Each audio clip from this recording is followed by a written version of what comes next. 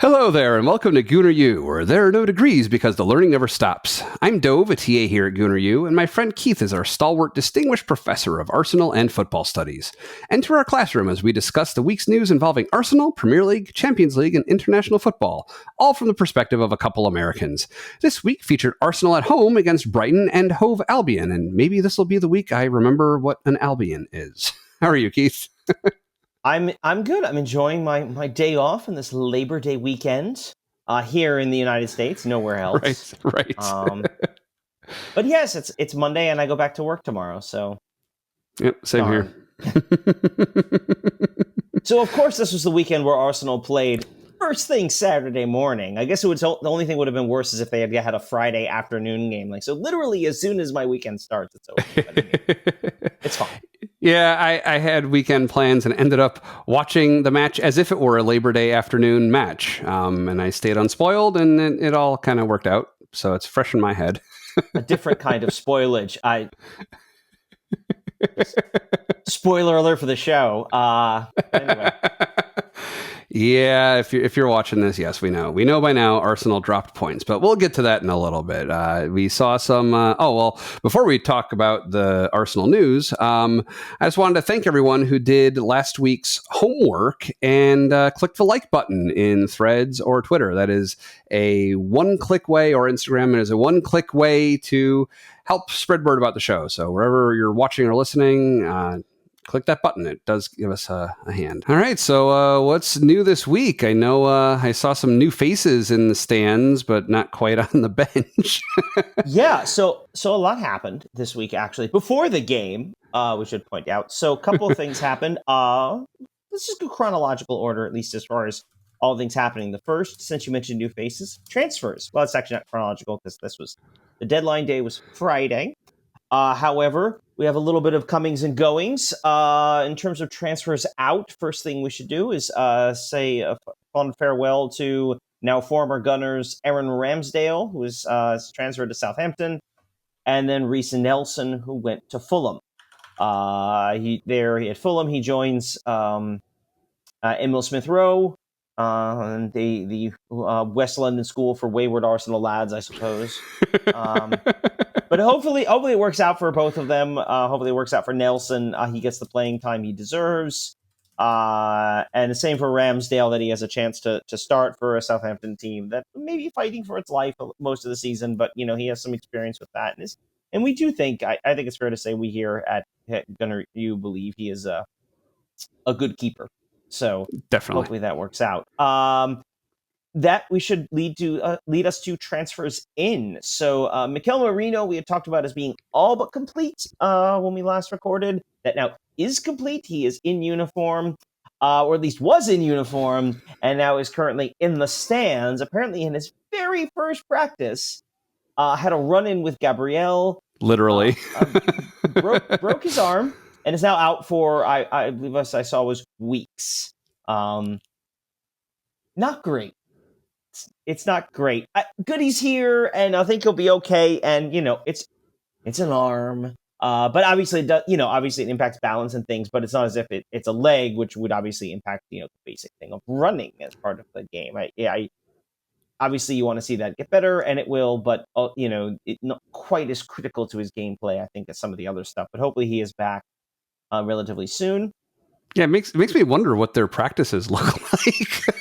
I mean, Gabriel's a physical guy. They go full bore in practice. They're encouraged, I think, to be physical with each other. To play the game. That's you play like you practice. Yeah, and so you got to practice hard. Gabriel's Marino is not a small man. He's a big guy too, but Gabriel's a unit. But speaking of other players coming in, with Ramsdale out, we're without a backup keeper, and so they signed quickly from Bournemouth Neto, Brazilian keeper. He's a backup. He is, not going to really challenge Raya. I expect to see him in the cups, and that's probably about it. As the season goes, it wouldn't surprise me if he winds up with an emergency start in a league game, for whatever reason, because those things sort of happen over the space of 38 games. But I suspect David Raya is very firmly ensconced now as the number one. Neto is not going to provide real competition for him, I think. And so, let me just ask before we move on from there. So the last cup keeper that I'd really seen was Ramsdale in the previous season. And, we knew exactly what was going on there. He was our number one, and then he got replaced. And so we just didn't want him to get totally stale and would run him out when we could. With Neto, the thinking would be if he is a cup keeper, that would just be so that Raya isn't playing like 3 matches a week or whatever it is, just to save him a little bit. Yeah, a cup keeper is a sort of a fancy way to say a backup. Typically, you'll see in the cups, especially the League Cup, but occasionally the FA Cup too, frankly, especially in the early rounds, you'll see, especially we talked about the League Cup, right? Younger players, the reserves, the backups are coming in and playing those games to give the first team players a break. Same with the keepers as well. And it's a chance for them to play a little bit too. I mean, with Ramsdale, it was tough because he had done so much to get us into the Champions League. And so to go from starting every league game and a chance to play in the Champions League to then going to become playing in a couple of the cup games. I think he got a Champions League game in too. Right. And a couple just one. And so to go from that was a big step down from what we had seen of him and what we were expecting of him, at least coming into the season. I don't think anyone has any expectations that anyone other than David Raya is the number one. Right. So there's that. Okay. And then one last addition coming in, apparently officially not finished until well after the deadline, but the preliminary details have been agreed upon, so it's all fine. Raheem Sterling has been brought in from Chelsea. Speaking of home for wayward lads, Chelsea's still a bit of a mess structurally, organizationally, it looks like. And Arsenal wind up with a guy with a fair amount of experience, right? Yeah, the name sounded familiar to me. I remember playing against him, apparently. Sterling is an England international, or at least was. He was left off the World Cup roster. He is he's played for Liverpool, Manchester City, and Chelsea. So he's got a lot of time with big clubs. He's won the league a few times with City. He has a lot of Premier League experience. He has 82 caps for England, which is an international. He's a good player, and he is 29. For the amount of experience he has, to think that he's only 29. I'm going to check this, but someone said his age was actually very similar to Leandro Trossard. Yeah, Trossard is also 29. Okay. I think there are only a few. Let's see. Trossard's December 4th. Yeah, Sterling is 4 days younger than Trossard. That's funny. But Trossard we think of as being an older veteran player who's kind of come in to do a job. But here's Sterling, who's 4 days younger and has more experience in the league. Sure. And he's actually a younger player. So ages are weird. Is really what I'm getting out with this tangent. But yeah, so Sterling is here and officially on loan from Chelsea. I don't know. I don't get the impression that Chelsea really wants him back, which I think a lot stems from sort of the club and kind of how it's not 100% sure what it is they're doing. And, again, from the outside, it looks like they don't really know what they're doing. But hey, for us, it works out. He's an experienced player. He can score goals. He can lead the front line. I'd be very curious to see what Arteta does with him. I think also we should point out that he and Arteta worked together at Manchester City. Arteta was an assistant there and did a lot to help him, Sterling develop over time when he was a younger player with City. So there is a pre-existing relationship there. I think he fits in a lot of ways in sort of the Marino mold. An older player who's experienced, has Premier League experience. Marino had some time at Newcastle earlier in his career. So, he's a guy who can sort of step right into the lineup, but apparently is not going to play for England during the upcoming international break. So, and he was at the World Cup last time, by the way. He missed the European Championships this past summer. That's what he wasn't called up for. Okay. Want to get that right. But yeah, so an interesting choice, a bit of a surprise to see him come in, but welcome, Raheem. Yeah. All right. So what else is going on with our other competitions? Right, so we mentioned this last time. The draws for the next round of each competition. First, the third round of the EFL Cup. I'm not going to bore you with the rules about European teams come in here, and there were certain rules about who got home games and whatnot. What you need to know is we drew home game, yay, against Bolton Wanderers. You are too young as a fan. Again, speaking about relative ages here, right? I've been watching the Premier League for almost 20 years now. Yeah. Whereas you, of course, have fewer years than that, even though I'm technically older than you, but that's fine. But yes, Bolton Wanderers was for a while was in the Premier League. They were a bit of a Premier League mainstay. They were a bit of a pain. They were sort of the archetypal, physical kick-em side under Sam Allardyce, who gave Arsenal all kinds of problems, especially when we went to Bolton. At least that was their reputation. The record against Bolton over the years is actually pretty good. So, it's like all these stories, a bit over-exaggerated. Watford is another good and Troy Deeney is another good example of this, but we'll talk about that another time. Anyway, we're at home against Bolton. I'm not 100% sure when that game is going to be played yet. For some reason, I believe it is going to be, I stare at my calendar, the week of, I want to say September 23rd, sometime that week, that Monday. Mm-hmm. So we'll hopefully hear about that in the coming days as to when exactly that is, as to fit around league games and Champions League games. So just to remind me, so EFL, that's the English Football League? English Football League, which technically covers only the Championship, League One and League Two, but also for the EFL Cup, the League Cup includes the Premier League as well. And you'll hear sometimes it referred to as the Carabao Cup. Okay, that's what I was going to ask. Yes. It is the same thing as the Carabao Cup. Carabao Cup. Carabao, which is an energy drink from Southeast Asia. The Carabao is a bull from that part of the world, and so that it's named after the animal, and so that the company is named after the animal. They sponsor the trophy. It's not the Carabao Cup. It has been over the years the Coca-Cola Cup, the Capital One Cup. It was the Carling Cup for a number of years. It's kind of, this is definitely a very sponsored heavy trophy, but yeah. And whenever the game is, it's going to see a lot of lineup rotation. I'm sure we're going to see Neto in this. This is Neto. This is Neto's time to shine. But that was the League Cup, and then the next day, the Champions League. The champions. Apparently, I saw someone they said they rewrote the song a little bit. Just a little bit. It's actually funny. I was talking about it to my son, and he didn't remember ever hearing the song, so I found a clip. I found it on YouTube, and I didn't realize it was a whole 1 or 2 minute whole song. I only ever hear that part of it when the game is first coming on or first coming off, but it's a whole big song. Oh yeah, it is based on a song. It's I believe actually an Edward Elgar song. Is it Zadok? No, Handel. I'm sorry, Handel. Zadok Handel, okay. Priest. Him I've heard of. Yeah. Edward Elgar is a famous British composer. But anyway, it was so Zadok the Priest was rearranged in 1992 as the basis for the Champions League anthem. So it is based on a Handel piece. Which they say the champions in various European languages over and over again. Okay.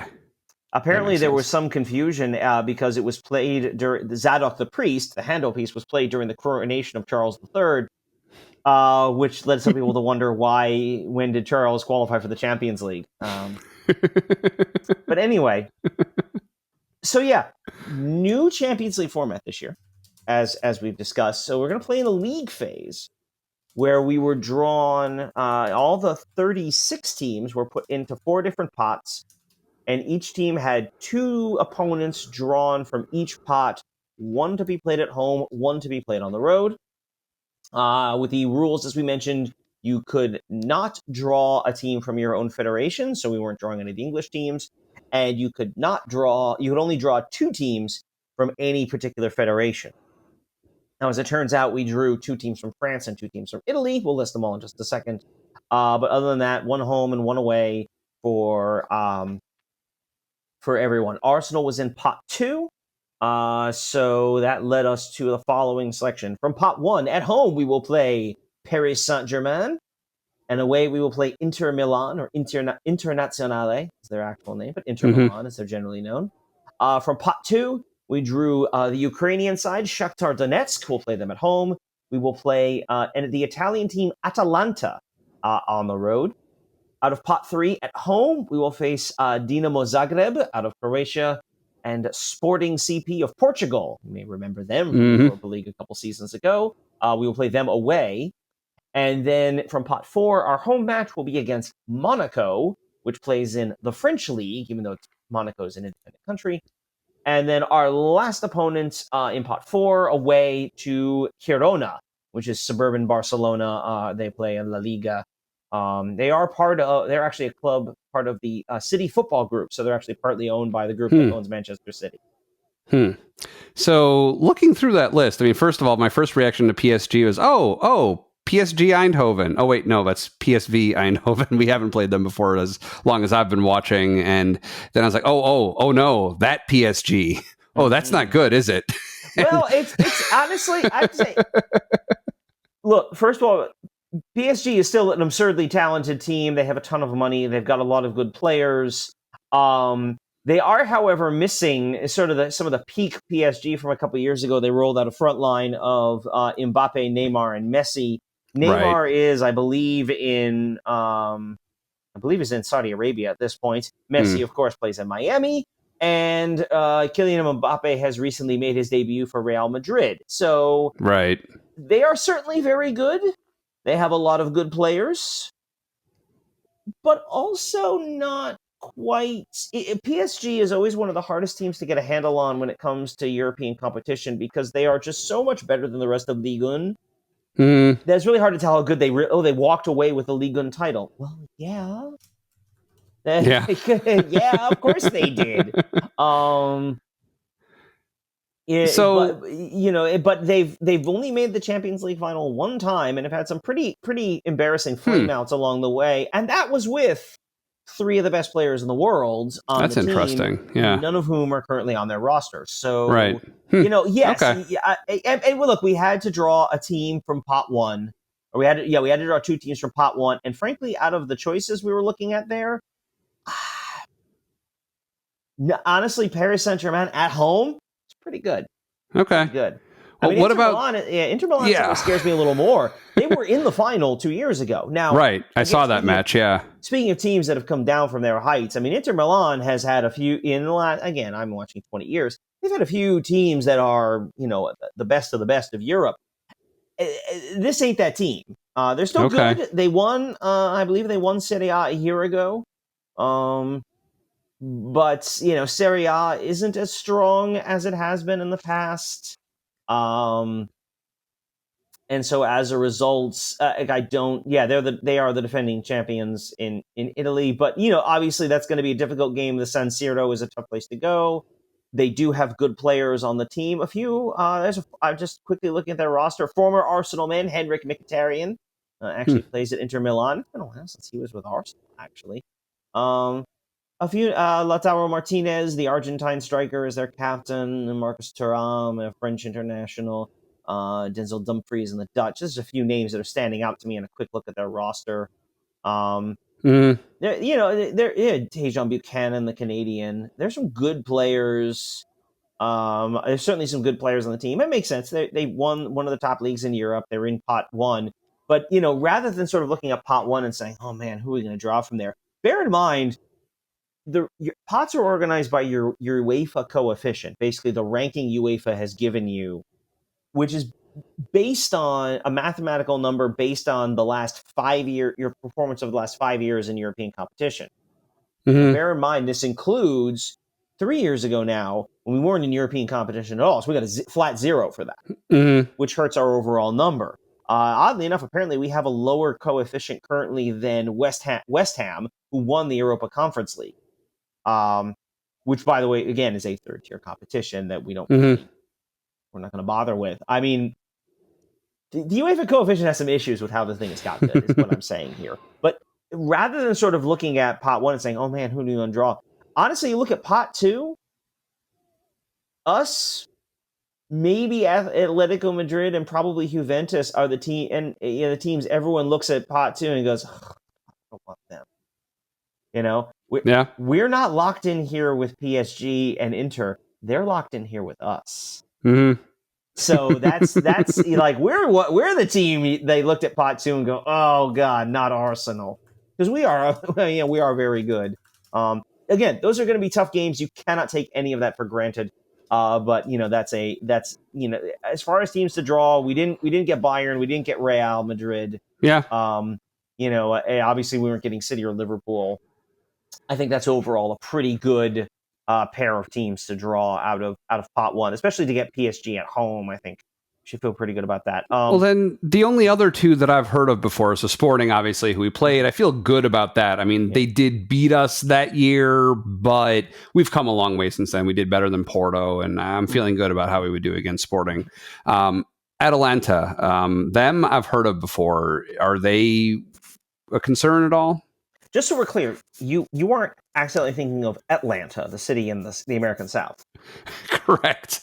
Okay. At first, I thought you might have had a typo in there, but then I was like, oh, no. I've heard of them before. Yeah. Okay, so Atalanta, the Italian side, is from Bergamo in Italy, which I believe is in northern Italy. They're kind of up and around. Sometimes they're in Europe, sometimes they aren't. I don't have any particular notes about them. There's a couple of names I see on their roster that look like some internationals. Oh yeah, that's right. A former Arsenal man, Sad Kolasinac, Bosnian defender, plays for them. So good to see him again. I don't know if he actually plays or if he's on the bench, but their starting keeper is Rui Patricio, the starter from Portugal. So there's some talent on there. That's just some names. It's Juan Cuadrado, the Colombian international, Gianluca Scamacca from Italy. So there's a few names I recognize. Okay. On there from for that you will have come across at some point or another. So certainly not a team, especially going down to Italy. And this has been pointed out. Our road record in European competitions the last 2 years, you watching, hasn't been great. Mm-hmm. And this is not, and this, by the way, they're going to be our opener at Atalanta, which is going to be sandwiched right between a North London derby against Spurs and a road game to City. Fun. So that's going to be a really interesting week when we get to it, or really interesting, week, because I think it's a Wednesday, Sunday is how that plays out for us. That's right. Yeah, Bergamo is in the Italian Alps, so it should be some very lovely views from the stadium. Right. But both Italian teams, by the way, wear black and blue stripes, which is interesting. I don't know what to make of that necessarily, but all right. But yeah, so we've got them. I have to say, looking at the draw, otherwise. Shakhtar Donetsk and Dynamo Zagreb. The only thing I have to say about those is I'm glad we got those at home rather than away. Okay. Zagreb, because it's really far away, and so by the way, Donetsk, if for those of you who are maybe not fully up on your Eastern European geography, is part of Ukraine that is what's the word we'll use? Disputed currently. Okay. So the club is actually not playing in Donetsk. Last season they played in I'm going to butcher the pronunciation. Lviv. They are not playing. They are not currently in Donetsk.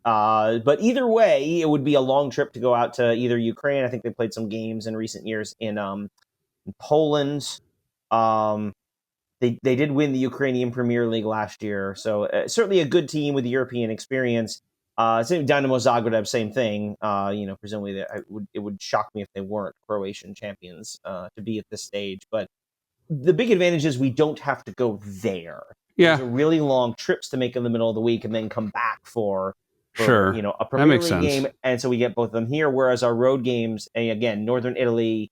We go twice to Northern Italy, Milan and Atalanta, and then also Sporting Portugal is in Lisbon, and then Girona is in Barcelona. So Western Europe, not too far away. Yeah, makes sense. Yeah. That's our Champions League draw, and that starts not this coming week, but next week. So get excited, Champions League. Yeah, it's coming back. All right. Well, I think we're at that time where we have a match to talk about. So Arsenal played Brighton. This is on the last day of August 31st of this year. This is our third Premier League match. We are at home. I think everyone's probably hoping for 3 points from this. It didn't quite go that way. I mean, we talked about this in our sort of pre-show prep. On the one hand, there's a lot to talk about this game. On the one hand, there's really only one thing to talk about in this game. And I said I wasn't going to talk about officiating. And I'll say this. The reason I didn't want to talk about officiating is because I didn't want to become every week going, all right, this is the ref section where we whine about things. I don't want to do that. And a lot of times, like I stand by my comments, particularly from week one, about like understanding why calls weren't made and things like that. But this is why you don't talk about officiating every week, so that when it does need to be talked about, it matters. And so, yes, obviously, everything in our conversation this game sort of seems to turn around the red card given to Declan Rice, or the second yellow given to Declan Rice early in the second half. Yep. So, for those of you who haven't seen what happened, and I'll try to describe this as best I remember, and Dove, feel free to chime in as you remember differently. Rice fouls Veltman. I don't remember his first name, but fouls Veltman deep in the Brighton end. Veltman gets up, rolls the ball forward to set up the free kick. It rolls into Declan Rice, who then sort of just sweeps it off to the side with his foot. Very, very gentle tap, I might add. Yes. At which point, Veltman, swinging through it, kicks Rice, theoretically aiming for the ball, kicks Rice in the leg, spilling him to the ground. The referee comes over, issues a second yellow card to Rice, who had picked up a yellow late in the first half, which I admit at the time, I have to say, I thought was a little soft, but I understand where it came from. Second yellow means he's off, and Arsenal had to play the second half down a man. Yeah. Your reaction? Yeah. So basically, as it unfolded, I can say the word live. It's kind of in finger quotes because obviously I was watching. It's shifted by over 48 hours. But as I was watching it transpire the first time around before any replays, I didn't see him tap it away, right? All I saw was this guy is getting ready to set up for a free kick. And as Rice is walking away, he walks over and like kicks him in the leg. Mm-hmm. Rice is rolling around on the ground. The ref comes over and cards Rice. And we're informed that, we're reminded that is his second yellow and he's going to be ejected. And there is absolutely no call at all against Veltman, right? It seemed on its face outrageous. It seemed like the exact type of thing that VAR is for them to catch a clear and obvious, like he kicked him in the leg. Whatever else happened before that, right? He kicked him hard in the leg. Not like didn't even touch the ball as far as I could tell, just like swung over and kicked him in the leg. So as I'm like seeing the replays and seeing what happened and hearing the explanation of, the tap away was the key thing. He was delaying the restart and that has to be a yellow card. That's the guidance now, is that has to be a yellow card. It's like a part of me is willing to accept that, except that there should have been at least a yellow card against Veltman, if not a straight red for that contact. Well, so the argument against the yellow for Veltman is that he's not actually trying for Rice. He's trying to play the ball, which has been knocked away by Rice, and he gets him on the follow through. Yeah, I guess I have to say, it's funny. One of the angles I saw, many angles of replay. One I saw actually was looking down the sideline, and it showed Arteta's reaction. He sees Rice commit the foul, and basically does this, turns away, and his hands on his head like, oh no. So you can see everything happening behind him. He doesn't see any of that. Right, because he turned around. Because he turned around. He turns around to see, basically to see the card being issued. So I've definitely seen this line floated around a lot, the letter of the law. And Rice basically cops to it in the postgame. He basically says in his after-game comments, I shouldn't have done that. That was... It reminds me a lot of the conversation we used to have about Granit Xhaka, which was, did he get more red cards than he deserved? Probably. Or at the very least, he picked up some cards that maybe other people weren't. Maybe he should have been carded for, but other people weren't getting carded for. And at a certain point, it comes down to you let the referee make a decision, and Rice kind of does that here. He gives the referee an opportunity to make a decision. My concern with that, or my disagreement with that, is twofold. One, that call is massively inconsistent with how the game had been called, including a similar instance in the first half where João Pedro boots one after it's gone out of bounds and the whistle's been blown. Now, again, there was no one near the play. The Arsenal picks the ball. There's no delay. There's no obvious delay on the throw-in. But we have decided that those calls are to be made and that is supposedly a yellow. I'm not sure I'm going to card. I mean, I understand why João Pedro doesn't get, and some of I understand why he doesn't get carded for that, especially at the time. You're like, okay, whatever. Like, okay, it's, like you get it, but that's, I don't, to me, there's a lot of judgment call in that rule, which always makes me a little nervous. But then to not call that, which he blasted it. Like, it may not have had a material effect, but like he booted it like halfway across the field. Like that was a serious kick of the ball after play was stopped. Right. And then to come in, and this is a decision by the referee. He does not have, he basically mouths and it's like, you gave me no choice. No, you absolutely have a choice to make what ultimately becomes that kind of game-deciding call, a call that is massively inconsistent with everything else, with other things that have happened in the match. And frankly, the character really covers himself with a lot of dishonor in all of this, is Hertzler, the Brighton manager. And this was actually pointed about, I was listening to the Arscast earlier this morning, is that Hertzler in the postgame was asked about it, and he basically says, it's completely different. Pedro did nothing wrong. Nothing was fine there. That was the right call. Rice did something terrible, and and it was it's almost comical. And he makes, Arscast kind of makes the point, I think he's right on this, like, it costs you nothing as a manager to say, maybe he should, we got a little lucky there. Right. Maybe that should have happened, but to sort of do it that way is just so... It feels so disingenuous. Well, I mean, if you support that type of bad call, how long before it's turned around on you at some point, too? Like, there's no benefit to promulgating that, right? Yeah. But again, it's one of those things that winds up being inconsistently called. I'd be shocked if you see it that way. I mean, we've seen many times players not be issued second yellows for what are theoretically yellow card offenses, but are generally deemed so ticky-tack as like, it's not worth a red, basically. Well, time wasting, like for a keeper making, playing the ball, especially you see late in the game, like you'll see a first yellow issued for that. Okay, usually it comes after a couple of warnings. You'll see the yellow issue for that, but I don't think I've ever seen a second yellow issued for that. Something that is just generally regarded as being so ticky-tack, and that's a choice made by the official. And it's just, I don't have a lot of time for this letter of the law nonsense when the letter of the law was not followed in either instance. I mean, if we want to play that game, why are we not talking about right before he picks up the yellow? Rice should never have gotten the yellow because he's very clearly pulled back on an uncalled foul right before he makes that tackle. He doesn't have to make the tackle if he's not pulled back because he would still have possession of the ball. And it's right. This is the kind of thing. Yeah, that kind of massive inconsistency, and to have such a dramatic impact on the game like that.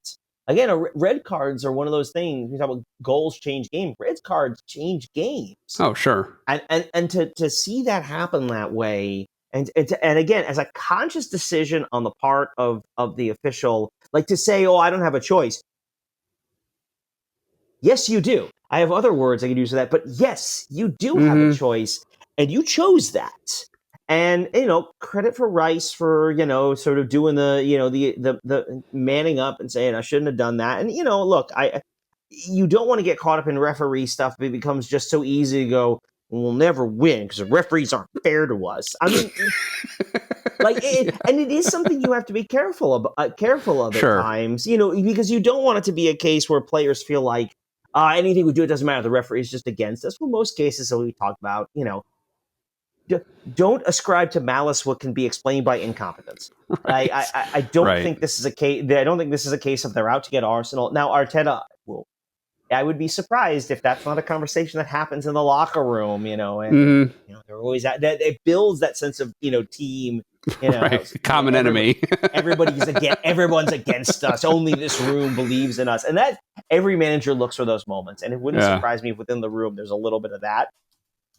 But I do think Arteta is going to be careful and has been careful at times. Like we talked in the past about fouls committed against Saka. Speaking of uncalled fouls from earlier in the game, I'm just saying. But we've talked about that. And if you listen to Arteta's response, it's never, they're fouling Saka. It's so unfair. It's things like, he has to be prepared for that kind of physical play. We have to do a better job getting him the ball in certain positions so he's less likely to face those kind of challenges. It's internalized. What can we do better? What can we do differently? Taking responsibility for it. It's the equivalent of like defensive driving. Like, you could blame the other driver for doing something he shouldn't have, but at a certain level, it is your fault for not recognizing what he was doing and protecting yourself from it. At the very least, there were steps you could have taken to protect yourself and help yourself. Not that it's not that it's your fault, but at least to say you put yourself in a position where bad things could have happened to you. And that's something you yourself can avoid. Or maybe more likely that bad things would happen to you. Right. And I get what you're saying on that. Like so you had mentioned the call that didn't get made in the direct lead up to this play. I would take it back one step further. You go to the 32nd minute in the first half. There was another uncalled foul.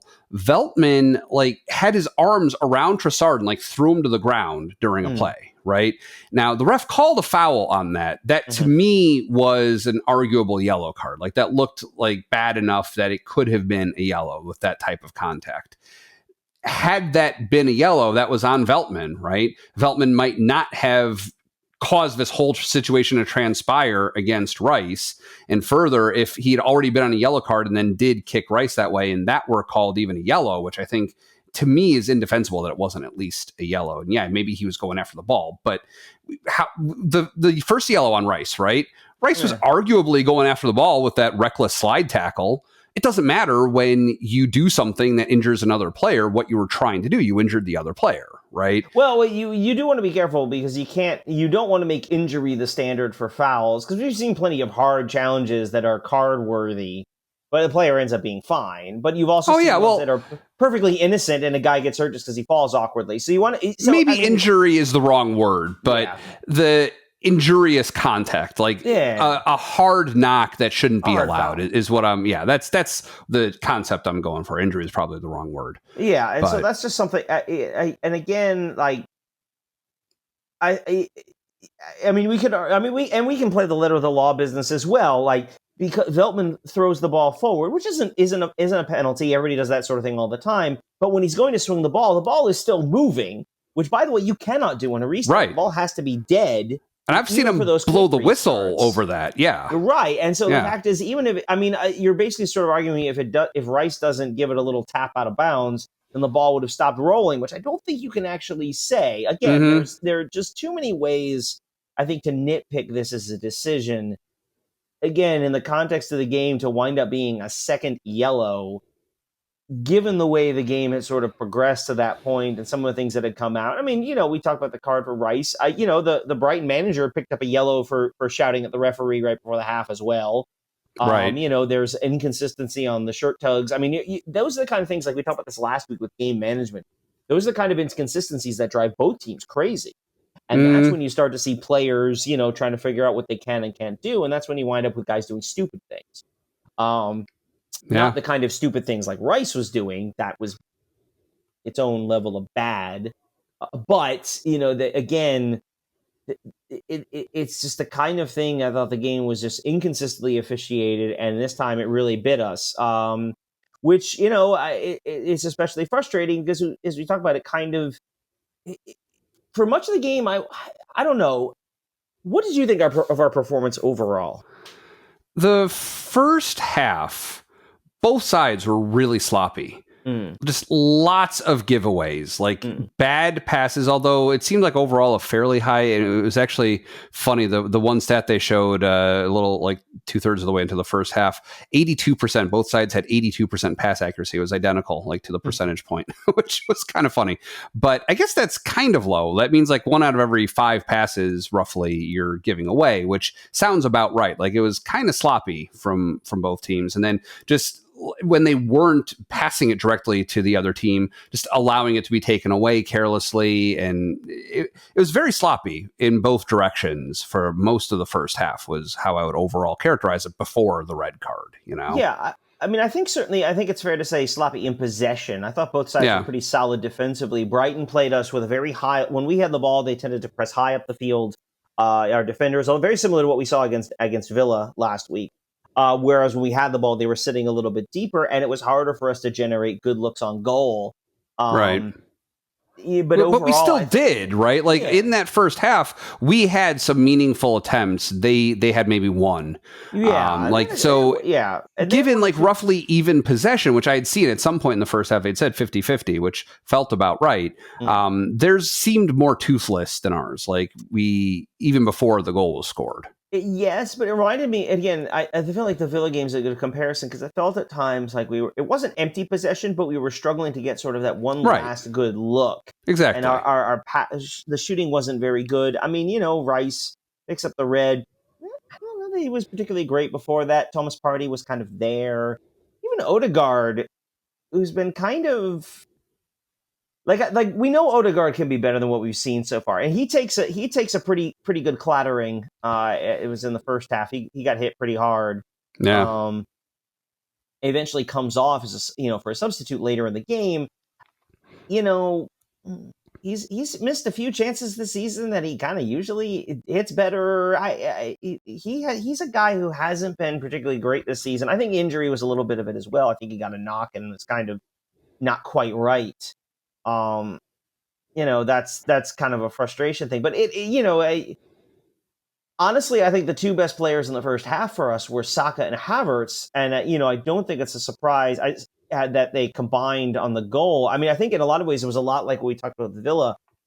There was a lot of sort of struggling to work your way through the defensive shape and the formation. And it essentially took a moment of brilliance from, in the case of, last week with Trossard sort of finding a spot and picking up a loose ball. And in this case, it was Saka shugging off the defender, getting a flick on, and then Havertz with a delightful chip right over the keeper. It reminded me of Venezuela against Canada that we saw. Yeah, a little, definitely from a little closer range. So not quite as like, oh my God, I can't believe I watched that. But it really. That's a difficult play to make and a really good finish from Havertz. And, it took 2 moments of brilliance from 2 brilliant players to make it 1-0. And, who's to say if that would have been enough if the game ends 11-11? But, certainly the way the game was playing out. And then that pushes us to the second half. You get Brighton's goal, which comes, I think, I think a large part comes from the fact that we are down a man. Oh, yeah. And it's an excellent pass to find the original runner, who I cannot remember who it was, who's able to get in, splits the 2 defenders, good pass, good run through space, gets the shot off, Raya makes the save, but it goes right to Joao Pedro, who's able to finish it off. In a play we saw, for example, Ollie Watkins miss, or saved by Raya. Raya can't make the save this time, and it's 1-1. A lot of people, I mean, as you watch that goal, who do you think is at fault for the Brighton goal there? The defenders who weren't there to catch the rebound before Pedro got to it, basically. Okay. Raya did everything that he could. That was a really hard shot from close range. Can't usually catch those. You can at most kind of deflect them. It'd be great if he caught it, but it's not realistic to expect that. So then when it bounces onto the ground, he just didn't have time to get up and make a proper save a second time around. I don't think that I would have expected him to. Joao Pedro was just out in the open. There was no one else there to stop him. That was disappointing. Yeah. I mean, Pedro comes in as a free runner, and it got pointed out on some of the replays, and I think it's been a lot in the commentary. In some ways, Pedro is probably Thomas Partey's man, and if you watch, he very easily beats Partey into space. Partey's not I don't want to say he's dogging it back. That's a pretty serious accusation. Maybe I don't know if he can run that well anymore. But Party gets beat pretty badly there. I would be interested to see or curious to hear, because it's easy to point to Party here, and I don't think that's unfair. But I'd be curious to hear what Arteta and the defensive coaches really think about what happened, because you see both Saliba and Gabriel collapse on the original Brighton player. I keep wanting to say Wolves because they were wearing yellow, but they collapsed on the original Brighton player. And so that's part of what left. That's another step that left, João Pedro open. And I wonder if one of them is actually, rather than converging on him, I wonder if one of them is perhaps supposed to recognize, hey, there's a free runner coming in, check him instead, or watch for the rebound. Again, it's a hard thing. It happens split second. Is it Saliba who's coming in from behind, trying to poke it from behind? Is it Gabriel who's running straight on, has a clearer look at him? I don't know. But I wonder what the thought is on that from the coach's perspective. That's a good question. I mean, I think something that should be factoring in also is you're down a player at that point. Like maybe double teaming when you have 11 guys makes sense, but when you're down to 10, maybe you shouldn't go as hard with 2 guys, coordinate better, communicate better, and not both peel off on him. Yeah. Right. And again, it is very much the split second decision making that has to happen. And so, but that would be an interesting one to listen to from a coach's, and we're never going to hear that because it's about responsibilities and assignments. But I kind of wonder, you hear this a lot if you watch professional American football.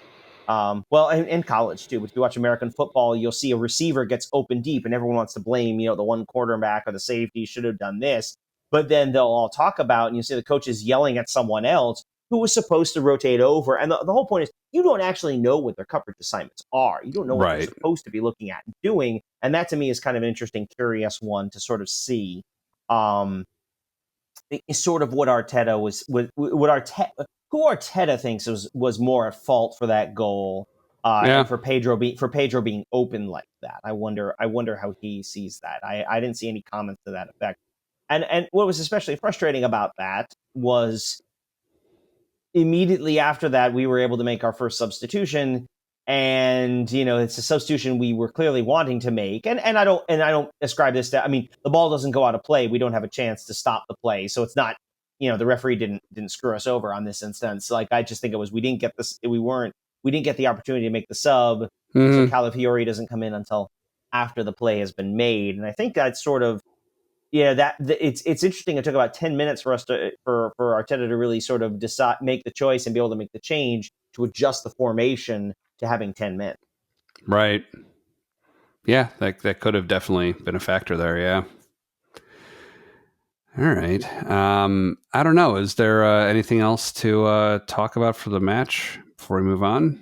I mean, do we want to get into the 10-man formation and sort of? Yeah, why don't we? So let's head into formation station for a minute. So this is a really interesting week to talk about this, just because we're typically talking about formations of 10 players on the field, and now we're only talking about 9 for half the match this time. The outfield players, as they're called.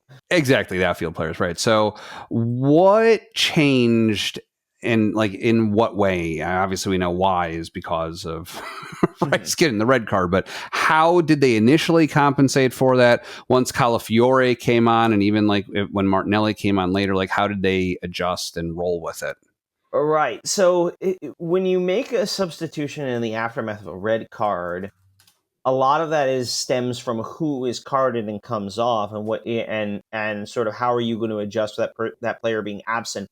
Rice is a tough one to lose on a red card, to lose in that instance, because he is a more defensive midfielder. We've been playing him forward, but I think long-term with Arsenal, especially with Marino and coming in and some of the players we've added, I think his position is more as the deep lying, the 6, a more defensive midfielder. So to lose a defensive midfielder like that, yes, you have Partey. It is interesting. Someone pointed this out. Yeah, notice at no point were we talking about Jorginho, which is kind of interesting. And we've talked about Partey's struggles, and some of the difficulties he had maybe in this game.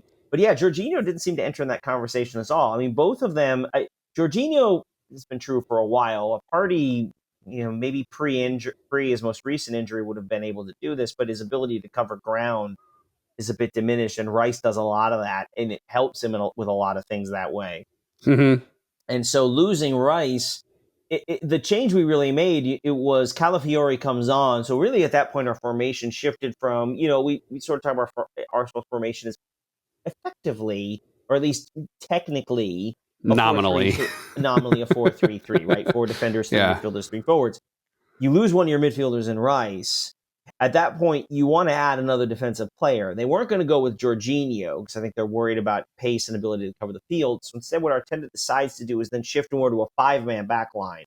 So he brings in Calafiori, but keeps Timber, Gabriel, Saliba, and Benjamin White all on the field.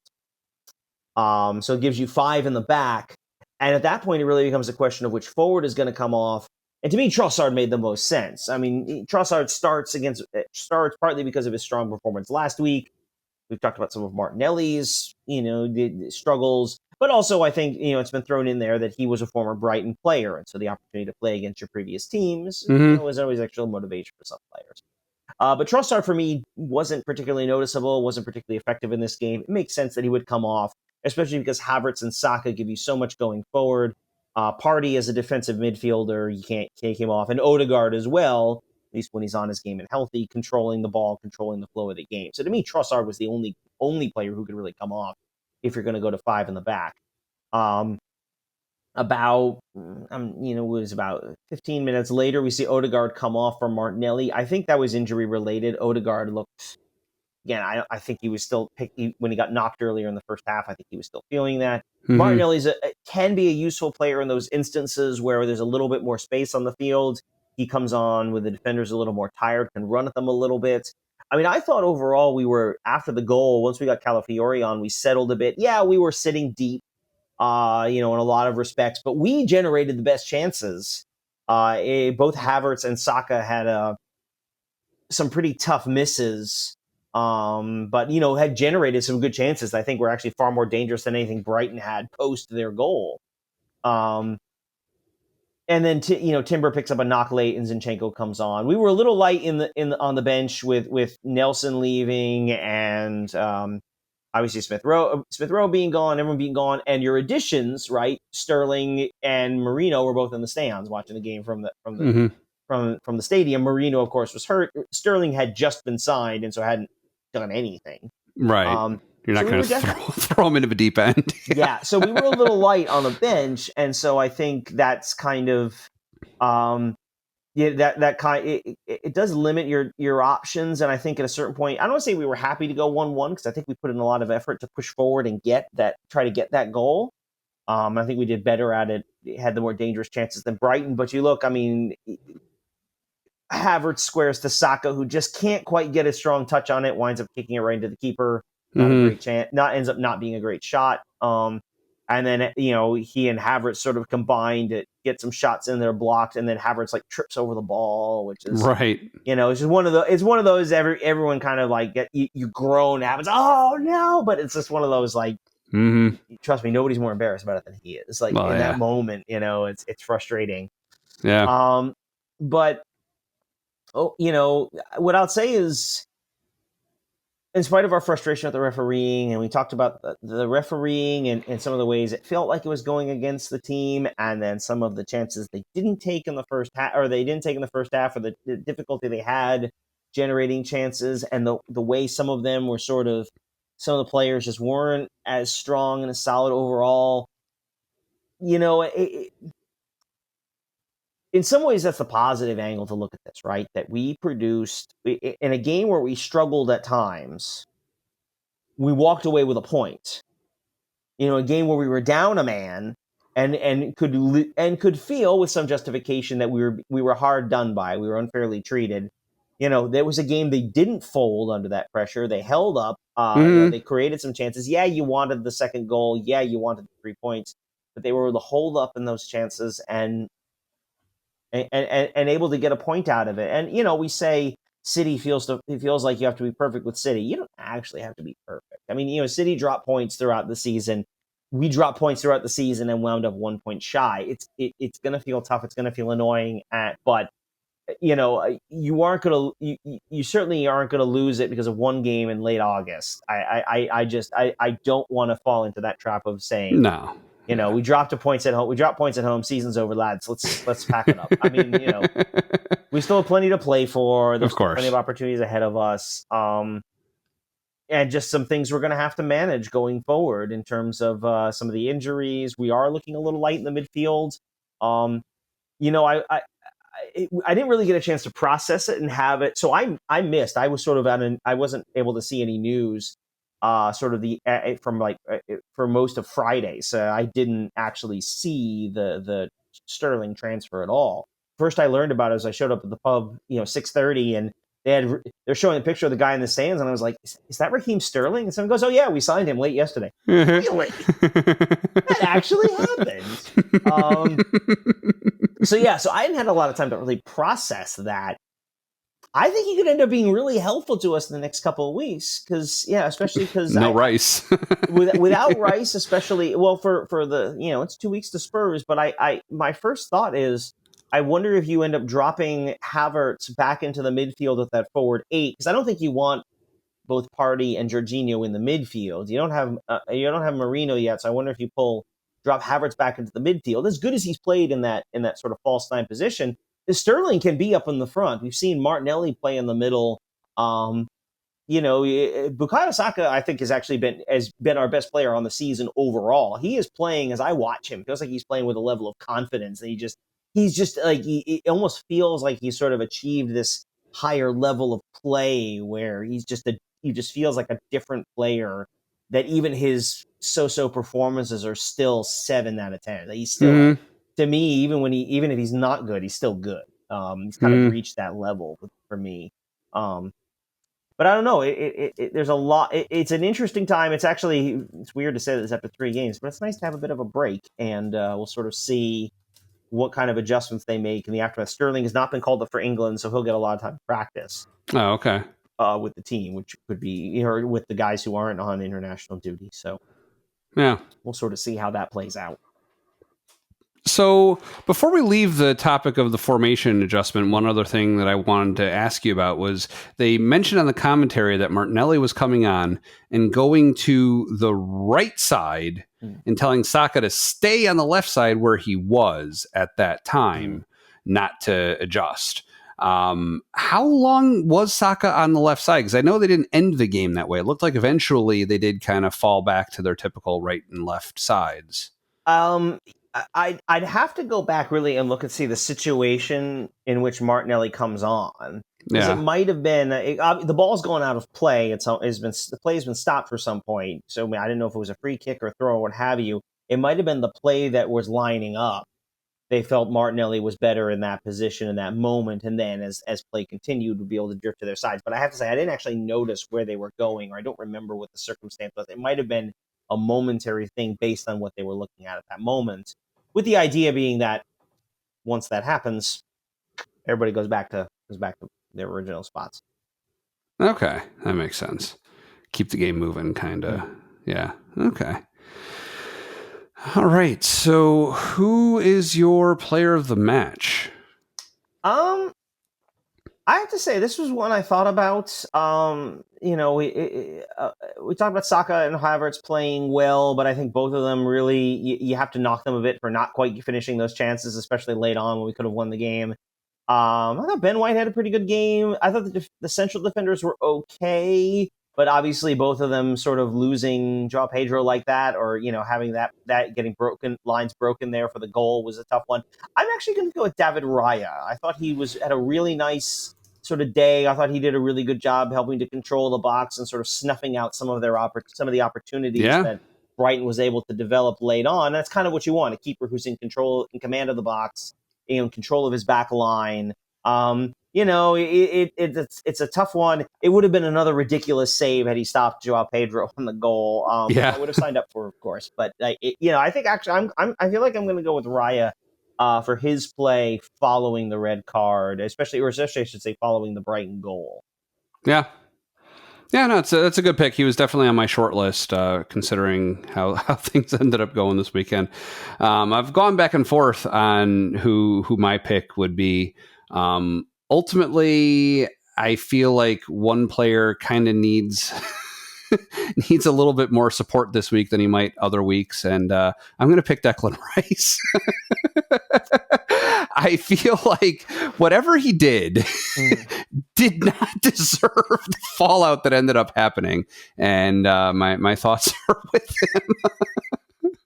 I mean, he's not dead. He's just suspended. He's just currently suspended. Yikes.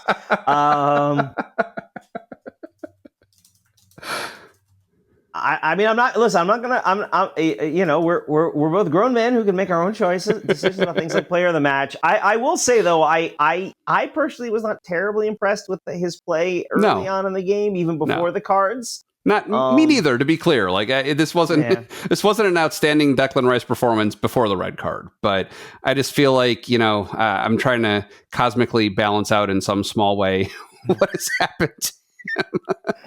I mean, I will say, he and Odegaard have both to me been players that it's like, Rice, we can point to, well, look, he played all of the Euros, he had a long summer and all that. Odegaard doesn't have that. Yeah, he was hurt in this game, but I don't know, like, and I say, and I'm a big fan of both players. They're both great. They're both nailed on to the starting 11. I think they're some of the easiest picks of the lineup. But I think both of them, have not had a great start to the season. I think both of them are both going to look at their performances through 3 weeks and say, I'm better than this. I think they will be. I think overall in the season, we'll talk about how great they are. But they both, to me, haven't been great so far this season. Yeah. All right. So what is coming up for next week? Well, so next week, as we mentioned, it's an international break, an interlull, as they're sometimes called, but in some corners of the internet. We'll add that with the break this weekend, Arsenal's next game is in just under 2 weeks. It'll be Sunday, I'm looking at the calendar, the 15th, when it's the North London derby at Tottenham, so that'll be fun. In the meantime, however, international football, if you are a follower of the U.S. national team, like someone on this show, the U.S. will play Canada on Saturday under an interim manager. They released the roster today. Maybe it was late yesterday. Some interesting choices. Some guys battling injuries. Some younger guys coming in. Mauricio Pochettino. I don't know if we talked about this. So Chelsea's coach from last year, Pochettino, is almost certainly to be hired by the U.S., but that hasn't been made official yet. So he apparently will be watching while an interim, one of the assistants, an interim, acts as the interim and manages them through Canada on Saturday, and then I believe they play Panama on Tuesday, I think. Is it New Zealand? I think we play New Zealand on Tuesday. But we have a couple of games coming up. Yes, New Zealand they'll play Canada on Saturday, New Zealand on Tuesday. Other than that, as we've been tracking along, World Cup qualifying continues this weekend. We have qualifiers from Asia, South America, and Oceania. We had this long conversation beforehand. I don't know that I believe any of these is the proper pronunciations. But just real quick, before we get to Oceania, in Asia, your chosen side, India, did not qualify for the next round. Sorry. Yep. Japan begins third round, Group C, third round qualification. They will be in Saitama at home against China, and then will be at Bahrain. That's their first 2 games in the group stage. Six teams in the group, 10 games. The top 2 automatically qualify for the World Cup. Japan will be one of the favorites to do that out of their group. And then, I was looking else. South American qualifying. We're both still in it. Argentina and Colombia. The Argentines will play home to Chile. Colombia will be at Peru. That's in the first of the match days for this one, which, by the way, is match day 7 for this one. And then on match day 8, Argentina at Colombia. A rematch of the Copa America final from Barranquilla in Colombia. Should be an interesting one to watch. Argentina leads CONMEBOL qualifying the table. Colombia is currently in third. The top 6 in South America will qualify directly for the World Cup. Yeah. All right. Which leads us to our last and perhaps most interesting of these conversations. The OFC Their qualification tournament is beginning. So quick walk through how this is going to play out. This break will be the first round, which will be the bottom four rated teams in the Confederation will play a knockout tournament, 2 semifinals, and then a final. The winner of this mini tournament will then qualify for a tournament containing the top 7 teams in the region, 2 groups, two groups of 4, 3 group games each. The top 2 teams go to the third round, which is a knockout stage in March, semifinals, final. The winner qualifies directly for the World Cup, which will be in March of 2025, which I think will make them the first. They would make them the first teams outside of, the US, Mexico, and Canada as automatic qualifiers, the first teams to qualify directly for the World Cup. And so with that in mind, Dove, who would you like to try to follow through this level of this region's qualification? Well, it's kind of tough. A big part of me really wants to pick the team that we saw immortalized on screen in Next Goal Wins, American Samoa. I fear if I pick them, though, that it's not going to last for very long. There's a very decent chance they are one and done, yes. Right. So that really doesn't leave a whole lot of other options. I guess I will pick a country that my grandparents once visited and said was very lovely and also has a minor Shield connection for anybody who's watched, was it Marvel's Agents of S.H.I.E.L.D., I think, they revived Phil Coulson through a project called Project Tahiti. And he thinks for a while that he went to Tahiti, but it turns out it's like this secret thing where they brought him back from the dead or something. No, spoiler alert. Yeah, sorry. It was 10 years ago now. I'm just kidding. Just kidding. I've seen it. I know what you're talking about. Yeah. So I'll go with Tahiti. Why not? Sounds the greatest of all the crazy places that you've been. Yeah, that's an interesting choice. I'm going to look at the one I wanted to avoid was New Zealand, who is the heavy favorites. Almost certainly will qualify, I think. Right. But I like you don't want to necessarily pick the heavy favorite. I'm going to go with Fiji, a team that has actually won this region in the past, not for World Cup qualification, for things like the regional championship, which I believe was called the OFC Nations Cup. I think is what it's called. They've been sort of very.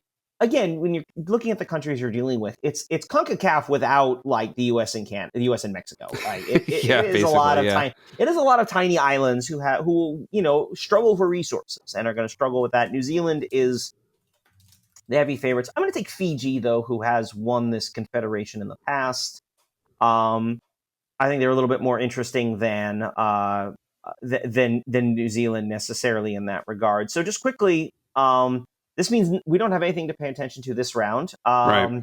The first round, the 2 semifinals, it will be Cook Islands versus Tonga in one, and then American Samoa versus Samoa. And then the winners of those 2 games will play each other. Those games will be on September 6th. The winners will play on September 9th and will advance into the next round.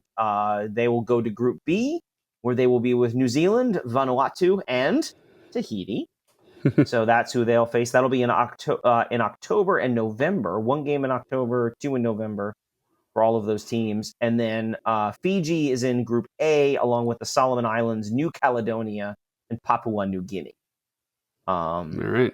So we'll see how that one plays out. So even when we don't have Arsenal, we still have football. The football never stops. That's right. We keep busy here. All right. Well, thanks for joining us at Gooner U. If you're watching on YouTube, you can also listen to our show on Apple, Spotify, and some other places.